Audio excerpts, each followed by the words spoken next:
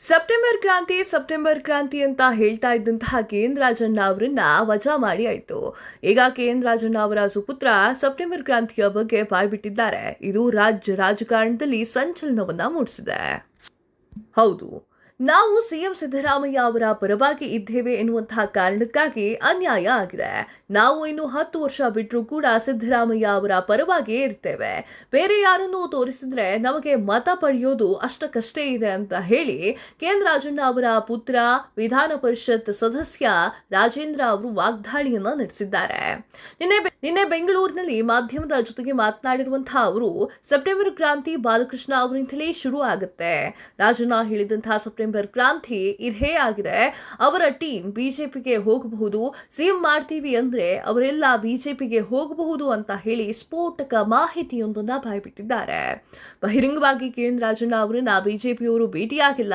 ರಾಜಣ್ಣ ಅವರನ್ನ ಸಂಚು ಪಿತೂರಿ ಮಾಡಿ ರಾಜೀನಾಮೆ ಕೊಡೋತರ ಮಾಡಿದ್ದಾರೆ ಹೊರತು ಭ್ರಷ್ಟಾಚಾರ ಏನ್ ಮಾಡ್ಲಿಲ್ವಲ್ಲ ಅಂತ ಹೇಳಿ ತಿರುಗೇಟನ್ನ ನೀಡಿದ್ದಾರೆ. ಡಿ.ಕೆ. ಶಿವಕುಮಾರ್ ಜೊತೆಗೆ ಹಲವರು ಕಾಲನ್ನ ಹೊರಗಡೆ ಇಟ್ಟಿದ್ದಾರಾ ಅಂತ ಹೇಳಿ ಮಾಧ್ಯಮದವರು ಪ್ರಶ್ನೆ ಕೇಳ್ತಾರೆ. ಅದಕ್ಕೆ ರಾಜಣ್ಣ ಅವರು ಉತ್ತರ ಕೊಡ್ತಾರೆ, ಹೌದು ಅಂತ. ನಾವು ಸಿದ್ದರಾಮಯ್ಯ ಪರ ಇದ್ದೇವೆ ಅಂತಲೇ ಇಷ್ಟೆಲ್ಲ ಮಾಡಿದ್ದಾರೆ. ನಮಗೆ ಆಗಿರುವಂತಹ ಅನ್ಯಾಯದ ಪ್ರಕಾರ ಮತ್ತೆ ಸಚಿವ ಸ್ಥಾನವನ್ನ ಕೊಡಬೇಕು. ಎಸ್ಟಿ ವರ್ಗಕ್ಕೆ ಸೇರಿದಂತಹ 15 ಮಂದಿ ಶಾಸಕರಿದ್ದಾರೆ. ಹೀಗಾಗಿ ವಾಲ್ಮೀಕಿ ಸಮುದಾಯಕ್ಕೆ ಸಚಿವ ಸ್ಥಾನವನ್ನ ಕೊಡಬೇಕು ಅಂತ ಹೇಳಿ ಒತ್ತಾಯಿಸಿದ್ರು. ಸಿದ್ದರಾಮಯ್ಯ ಬೆಂಬಲದಿಂದಲೇ ಓಟು ಬರ್ತಾ ಇದೆ, ಇನ್ಯಾವುದೋ ಮುಖವನ್ನ ನೋಡಿದ್ರೆ ಓಟು ಬರೋದಿಲ್ಲ ಅಂತ ಹೇಳಿದ್ದಾರೆ. ರಾಜಣ್ಣ ಅಸೆಂಬ್ಲಿಯಲ್ಲಿ ಆರ್ಎಸ್ಎಸ್ ಗೀತೆಯನ್ನ ಹಾಡ್ದೋರಲ್ಲ, ಬಾಲ್ಯದಿಂದ ಚಡ್ಡಿ ಹಾಕೊಂಡು ಆರ್ಎಸ್ಎಸ್ ಶಾಖೆಯಲ್ಲಿ ಓಡಾಡ್ದವರಲ್ಲ ಅಂತ ಹೇಳಿ ಇಂಡೈರೆಕ್ಟ್ ಆಗಿ ಡಿ.ಕೆ. ಶಿವಕುಮಾರ್ ಅವರ ವಿರುದ್ಧವಾಗಿ ರಾಜಣ್ಣ ಪುತ್ರ ರಾಜೇಂದ್ರ ವಾಗ್ದಾಳಿಯನ್ನ ನಡೆಸಿದ್ದಾರೆ.